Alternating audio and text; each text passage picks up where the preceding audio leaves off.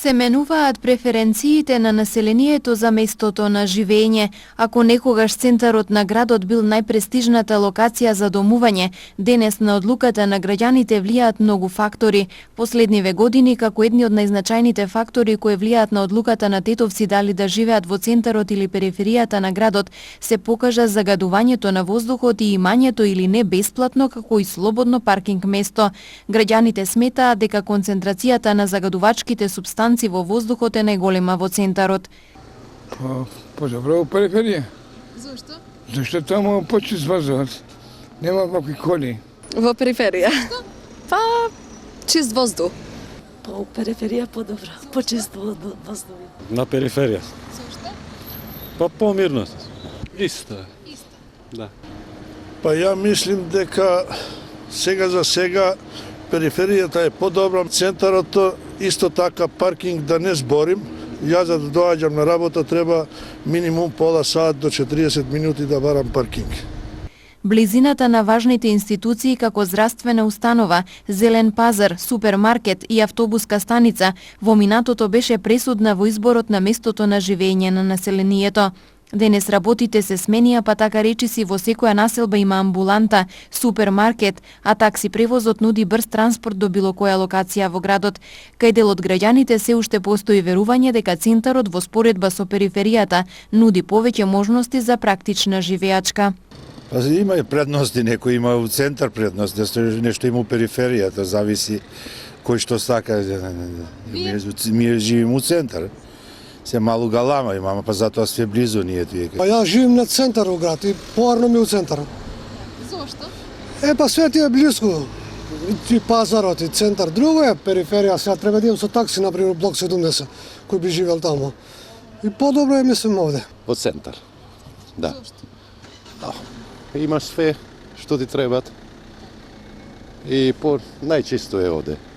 Во центар. Зошто? Така преферираат луѓето. Но и покрај тоа што желбите и навиките на тетовци почнуваат да се менуваат, состојбите на теренот говорат и понатаму за поголема атрактивност на центарот на градот во однос на периферијата.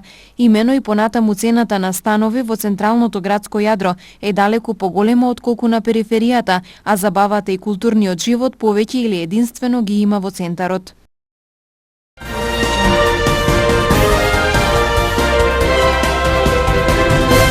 Во периодот што следува се очекуваат ниски температури што представуваат потенцијална опасност по здравјето на луѓето. Согласно здравствениот акционен план за превенирање на последиците од студените вранови врз здравјето на луѓето во Република Македонија, потребно е да бидат преземени активности со цел заштита на здравјето на населението.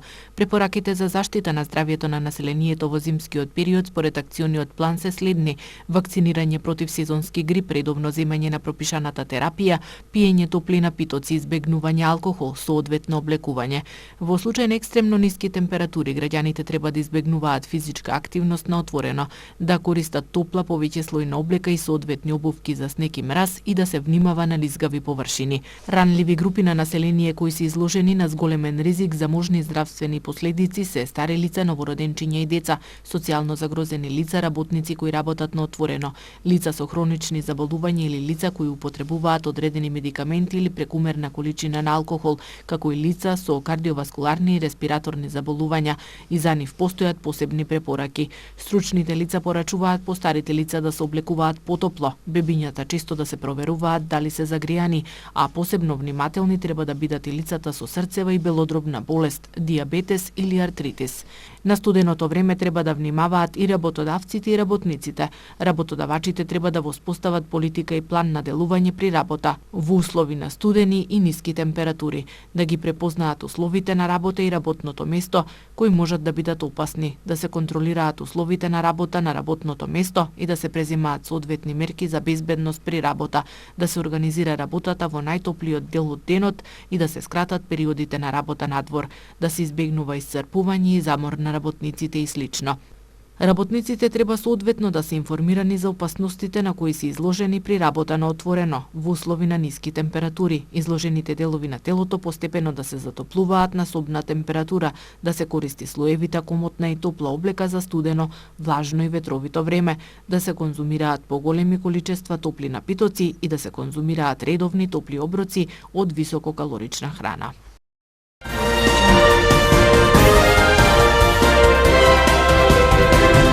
Полициски специјалци и нивни колеги од алпинистичкиот тим за 12 часа вчера на два пати спасуваа повредени планинари на Шарпланина. 34 годишна жена и 17 годишно момче кои имале повреди поради паѓање биле спасувани со хеликоптер. Првиот случај се бележи вчера околу 13 часот кога 34 годишната жена од Скопје се лизнала и паднала во дол во близина на местноста Бакардан, која се наоѓа на потегот од Попова шапка кон Тито врв. Полициски службеник кој бил на местото ги алармирал колегите во МВР, била пратена екипа од специјалци и алпинисти кои по 2 часа успеале да ја извлечат со хеликоптер и да ја однесат во болницата 8 септември во Скопје на санирање на повредите. Уште потешка задача за извлекување повреден планинар на истото место Бакардан, полициските специјалци имале ноќеска по 1 часот и 30 минути. Во тоа време, жител на Скопје во МВР пријавил дека тројца планинари на мобилен му кажале дека се наоѓаат на Бакардан и дека едниот од нив инаку на 17 години е тешко повреден. И тој се лизнал од замрзната карпа пошто добил повеќе скршеници. По пријавата се правени обиди телефонски да се стапи во контакт со групата, но поради непокриеност на мрежата тоа не успеало. Околу 3 часот и 15 минути кон местото отишле двајца планинари опремени со соодветна опрема за пружање помош во посебни услови. Планинарите биле најдени и со хеликоптер повредениот малолетник бил однесен во клиничкиот центар во Скопје за да му се укаже медицинска помош.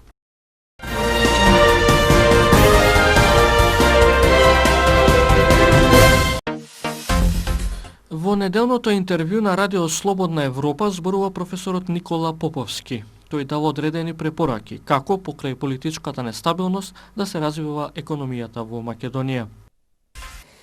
За економските предизвици и ризици во време кога вниманието на јавноста е свртано на изборите, на она што ќе се случува, на политичката нестабилност која што веќе подолго време трае, во неделното интервју на Радио Слободна Европа разговараме со професорот Никола Поповски.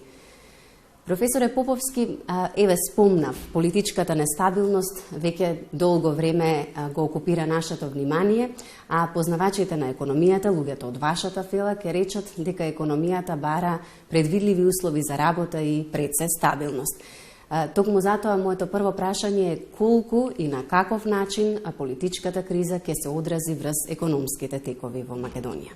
Прво, оваа криза, постизборна криза или криза на одвојување на едно големо сваќање дека само една економска опција е можна, половина практично од граѓаните не ја прифатија, представува криза, но едновремено и представува знак дека економскиот концепт на Македонија може се промени.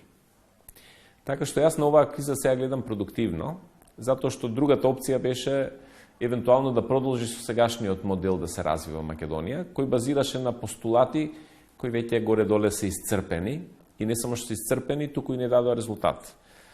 Тие постулати, да ги наброиме некој од нив, значи преголема нагласка на јавниот сектор, преголема контрола на економските механизми од страна на владата, или, кажано поинаку, потиснување на пазарниот механизам. Значи контролата ја нема пазарот врз инвеститорите, туку контролата има власта, што е диригиран концепт на економијата. Понатаму, подпирање на туѓа акумулација. Приватниот сектор, исто колку и јавниот. Да не заборавиме дека јавниот сектор во Македонија е многу задолжен, значи негде околу 50% официјално, а се сомневаме дека и повеќе. Но и вкупниот долг надворешен на Македонија, значи од јавниот до отприлика 7 милиарди колку што е вкупниот надворешен е приватниот сектор, кој очигледно се задолжува за своите економски активности. Сега, например, слушнав ја овие денови еден нов израз за инвестициите во Македонија. Ние економистите имаме многу атрибути за инвестициите, демографски инвестиции, општи инвестиции, нето, бруто. Сега слушнав уште еден израз идеолошки инвестиции, кои заземале стотици милиони, ако не и милиарда од македонскиот буџет. идеолошки, за споменици, за архитектурина, антика, за барок. Тоа се образование кое инклинира кон... Значи, тоа се идеолошки генерирани не за потребите на економијата и животот, туку за идеологијата. И тие веројатно ќе почне да ги снемува. Јас очекувам кризава да помине релативно брзо, да се формира нова влада ако е можна со нова економска концепција, ако не веројатно некои нови избори, но она што е сигурно е дека старата економска концепција која негде од 2007-2008 наваму се спроведува нема да може да опстане. А тоа е економска политика која ги преферира изборните резултати на владата, а не определбата за долгорочна економија на населението. Последниот извештај на Светската банка покажа економски раст на Македонија од 2%. Со оваа стапка некако се рангиравме во земјите, последната земја од земјите во регионот. Каде ги лоцирате вие причините за вака забавениот економски раст? Па во Светска банка има дури во тој извештај кој е за Источна Европа и Централна Азија, нели? Во кој спаѓа и Македонија, има и многу директна критика за Македонија, а тоа е дека македонскиот среднорочен раст, значи, тоа значи да преведеме, економијата во наредните 3, 4, 5, 6 години, тоа е среднорочниот раст, е загрозен заради несоодветната фискална политика и заради премногу ниската продуктивност на трудот.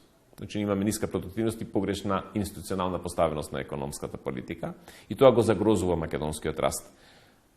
Ако сакаме да гледаме од позитивната страна, тоа се и двете работи што треба брзо да ги менуваме. Значи, каква продуктивност?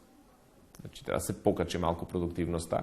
Предпоставам дека учинокот, односно продуктивноста ни е намалена заради странските директни инвестиции, каде што продуктивноста на вработените е 200-250 евра нето плата, бруто 300. Каква е таа продуктивност? Кога вработен придонесува околу 300-350 евра ново создадена вредност во текот на еден месец. Значи, тие треба се отклонуваат. Странски инвестиции кои ќе бидат високо продуктивни, а не странски инвестиции каде што врзуваме со селотейпи или со пластики, кабли и така натаму. И од друга страна се растовари јавниот сектор кој ја убива вкупната општата продуктивност во Македонија.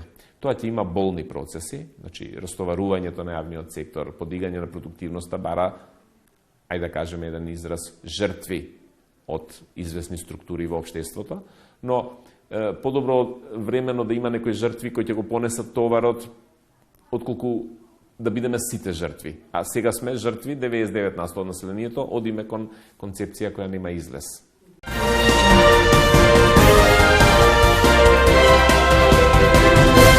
Во продолжение следи ново издание на анкетата "Граѓаните зборуваат" на телевизија КИС, во која жителите на Тетово имаат можност да ги кажат своите согледувања за општествените проблеми и прилики, како и да истакнат кои теми и области треба да бидат анализирани во новинарските прилози. Јохром беше загаден, го кажуваше дека е загаден. Уствари не е од Јохром загаден градот. Истата димензија што беше загадено, во Тетово не е од Јохром. Тоа е факт. Загаденоста е мало подоле, ако отидете на 300 колку метра понадоле. Да. Тука е. Да. Ќе го решат луѓе дека нема да биде загадено ако го тргне тоа. Загаденоста. Што мислите дека главно се загадува градот? Во моментов, овија дел овдека е загаден со сообраќајот и континерите. Со сите фрляме на некој начин што треба или не треба да го. Проблемите се за ова што царо. Многу што има, разбира, загушување. Тоа најголем проблем би вода. Тоа највише проблем има. Друго, ќе се снајдемо некако. Све што го мачат. Све. Нешто да набројите? Да набројаме, јас сум пензионер. Не сум задоволен од пензија. Се една пензија, лекови земамо едно друго и не стигат. Тоа е тоа. Све е тоа. Тетово, чист воздух нема. После што инфраструктурата не е баш dobra. После образованието, школите се стари са више, треба да се реновира. Друго, Институциите како работат според вас? институцијата релативно добра са, мислам, нема проблем. А, тоа е. Некако мало и погус обраќаја. Мало со паркирањето. Да се има слободно. Па не би рекал, ја послабо изгледам од ето. Овие што се директно довде, сигурно се засегнати повеќе. Ја у неделата еднаш, у 10 дена еднаш. Едино за млади, да може да се вработуваат. И така, младината и треба работа, треба да и жениме, да и мажиме. Тоа, економијата мало да ни се појача. Корупција. Ништо друго. Кои области не? На сите. Што фали у празни куќи се каже една стара изрека. Ова е празна куќа. Од било каде да почнете исто е. Изборите, мислам дека фер избори биле. Значи без никакви проблеми. Значи немало многу проблеми како претходните години. Значи ипак добре. Па сега кој ќе победи, на здравје нека му е. Прилично регуларни, со малку проблеми. Мислим дека добро е. Очекување од новиот парламентарен состав? Проширен. Ми се чини дека ќе биде проширен. Проширена влада, ака не може една партија да направи една коалиција, мислим, добра да биде, да иде напред. Проширена подобро е. Гениално, прошла, ама не чини никако. Е регуларни? Па викаат регуларни, што знам ја? Фала му на народот што беше овие културно излегува. Беа добри. Културно. Завршено онака како што требаше да се заврши. Го каже својот збор. Изборите, како саква годината ќе овие, па сега ќе видимо. Како ќе биде, што ќе биде, ќе видимо дали. Според мене да. Ја кажа сум гласал, све било окей, немало проблеми никакви. Очекувања? Па се очекува да ни напредува државата. Да има повеќе работни места, економијата да ни се подобрува, да бидеме посреќни. Многу мирни. Народот веќе знаа. Сега излага гласа и иде куќи. Знае дека нема за народот ништо, само некој треба да прима плата тамо. Ништо друго. Регуларни беа? Регуларни. Нема ништа, инциденти нема нигде. Се осветил народот, више знае.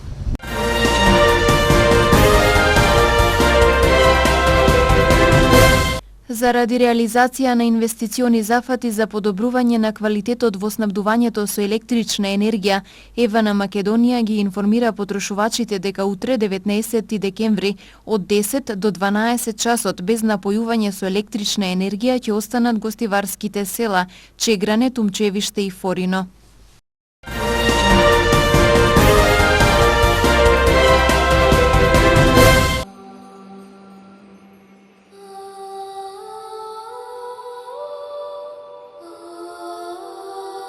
Денес имавме сончево време со умерена облачност и ладно. Утринската температура се движеше од -15 до -1 степен, а дневната од 3 до 9 степени.